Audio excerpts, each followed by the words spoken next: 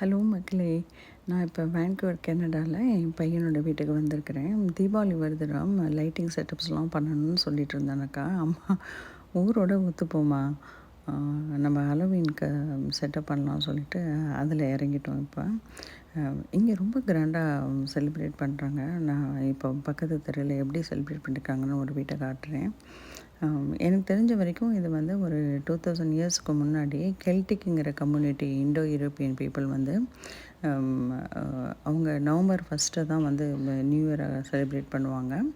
அதுக்கு முதல் நாள், அதாவது அக்டோபர் 31 அவங்க பிலீவ் பண்ணுறது என்னன்னாக்கா, இறந்து போன ஆத்மாக்கள் வந்து எர்த்துக்கு வரக்கூடிய நாளாகவும், அதாவது சம்மர் முடிஞ்சு வின்டர் ஸ்டார்ட் பண்ணுற டைமு, ஹார்வெஸ்டிங் முடிகிற டைமில் அவங்க இதை வந்து இந்த டேயை வந்து செலிப்ரேட் பண்ணுறாங்க. இது வருஷம் வருஷம் அக்டோபர் 31 தான் வரும்.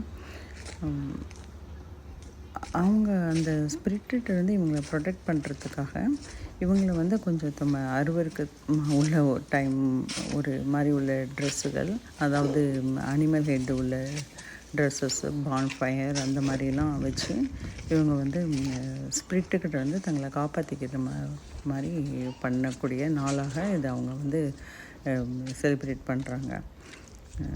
இது நாளடைவில் வந்து மற்ற ரொமான்ஸ், கேத்தலிக் அந்த மாதிரி உள்ள மற்ற கிறிஸ்டியன்ஸ் இதுக்கும் இது ஸ்ப்ரெட் ஆகி வேர்ல்டுலேயே நிறைய கண்ட்ரீஸில் இதை வந்து ரொம்ப கிராண்டாக செலிப்ரேட் பண்ணுறாங்க. தேங்க்யூ.